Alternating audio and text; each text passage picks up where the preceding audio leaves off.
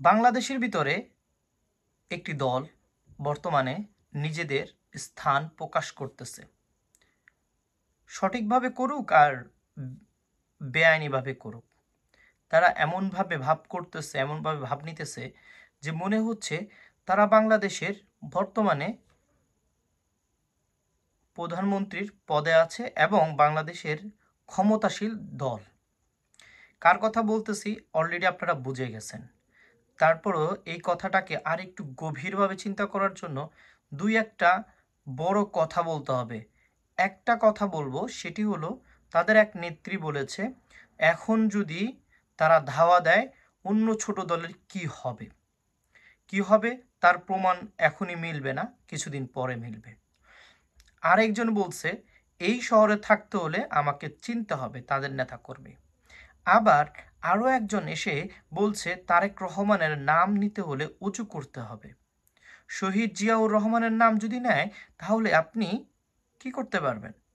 জান্নাতি হয়ে যাবেন। বেগম খালেদা জিয়ার নাম যদি নেন তাহলে আপনি মা ফাতেমার সাথে ঘুমায় জান্নাতে থাকতে পারবেন। এই সব উদ্ভট আচরণ বিধি কথাবার্তা বলার জন্য কাদেরকে রাখা হয়েছে আমি জানি না, কিন্তু গত 17টি বছরে তাদেরকে দেখা যায়নি। এটি তো সাধারণ তাদের মুখের ভাষা, এখন তাদের একটু কর্মের আলোচনা শুরু হোক।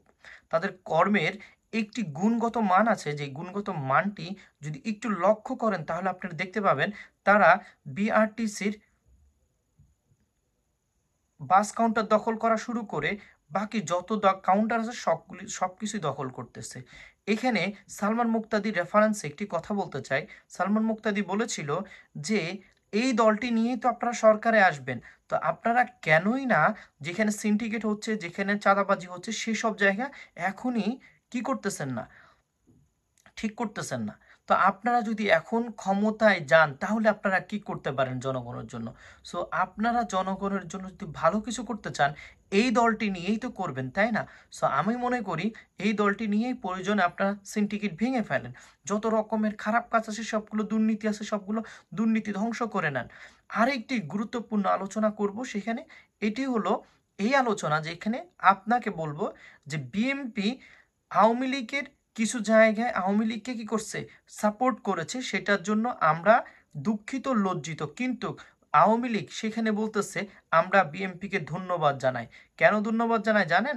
বিএনপি আমাদেরকে সাপোর্ট দিয়েছে, বিএনপি আওয়ামী লীগকে নিষিদ্ধ করতে মানা করেছে, সেই জন্য কি করেছে, বিএনপিকে তারা সাপোর্ট করেছে। কিন্তু সত্য কথা কি জানেন, বিএনপির যারা এই সাপোর্ট করেছে তারা আসলেই তৃণমূলের নেতাকর্মী নয়, তারা অন্য ঊর্ধ্বতন নেতাকর্মী, যারা মাইর খায় নাই, কিছু খায় নাই, তারা এটা বলেছে। দেখেন, আর যারা মার খেয়েছে, যারা মারামারি করেছে, মারামারি করতে গেছিল বা দেশের জন্য কথা বলতে গেছিল, তারাই কিন্তু আজকে দেশের ভিতরে বিএনপির কর্মী হিসাবে যোগ্যতা পায় না। কারা যোগ্যতা পায়? যাদের কাছে টাকা ছিল, পয়সা ছিল, যারা বাংলাদেশের মানুষকে লুটপাট করেছিল, সেই সব ব্যক্তিগুলোই আজকে বাংলাদেশের বিএনপির দলে সুযোগ পায়। সো আমি বলতে চাই বিএনপির চাঁদাবাজি থেকে শুরু করে ধাওয়া থেকে শুরু করে সব কিছুর ভিতরে বিএনপি আছে এবং নিজেরাই মনে করতেছে বাংলাদেশ তাদের স্বাধীন হয়ে গেছে, বাংলাদেশে তারা ক্ষমতায় আছে এবং বাংলাদেশের লুট রাজ্য তারা সৃষ্টি করতেছে। সো আজকের মতো এখানেই আমার সমাপ্ত করতেছি, কিন্তু এইটি অনেক লম্বা করা সম্ভবত হবে, কিন্তু সেফটি অ্যান্ড সিকিউরিটি পারপাস এটিকে এখানেই স্থগিত করা হলো। আসসালামু আলাইকুম।